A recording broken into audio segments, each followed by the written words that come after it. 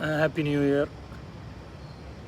இன்றைக்கி ஃபஸ்ட் நாள் சரி ஓடுவோமே, காலைல 5 மணிக்கு எழுந்துச்சு ஜாகிங் போனேன்.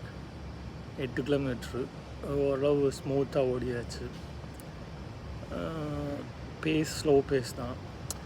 இந்த வருஷம் மேபி மராத்தான் ஓடலாமான்னு ஒரு பிளான் இருக்குது, பார்ப்போம். 2 மராத்தான் இருக்குது. ஒன்று சன்டவுன் ஒன்று இருக்கும், சன்டவுன் மராத்தான். ஒன்று year and standard charter Singapore marathon. ஏதாவது ரெண்டில் ஏதாவது ஒன்று பார்ட்டிசிபேட் பண்ணாமல் ஒரு ஐடியா, பார்ப்போம். போன வருஷம்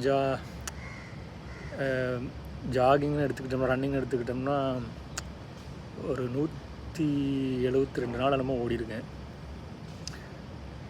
ஒரு கன்சிஸ்டன்சி இல்லை. ஃபஸ்ட் 6 மாதம் கன்சிஸ்டண்டாக ஓடிருக்கேன். அதுக்கப்புறம் அப்படியே குறைஞ்சிட்டு நேற்று உட்காந்து ஹிஸ்ட்ரியை பார்த்துக்கிட்டு இருந்தேன்.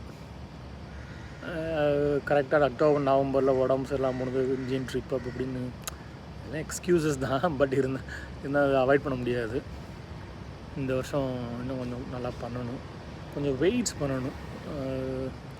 அது ரொம்ப முக்கியம். இந்த வருஷம் அதை ஆரம்பிக்கணும், பார்ப்போம்.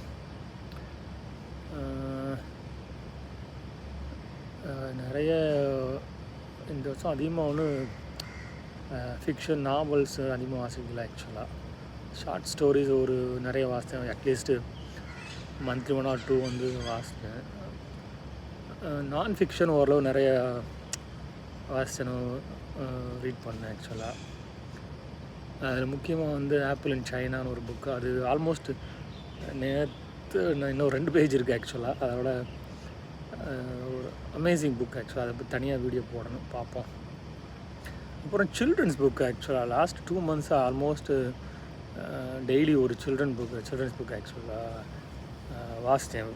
பையனுக்கு குழந்தைகளுக்கு வாசிக்கும்போது நானுமே கிளாசிக்ஸை போய் தேடி போகிற லைப்ரரிலாம் போய் எடுத்து வாசித்தேன். ஒரு அலாதியான சந்தோஷம் அது வாசிக்கும்போது. ஆக்சுவலாக very straight to the point.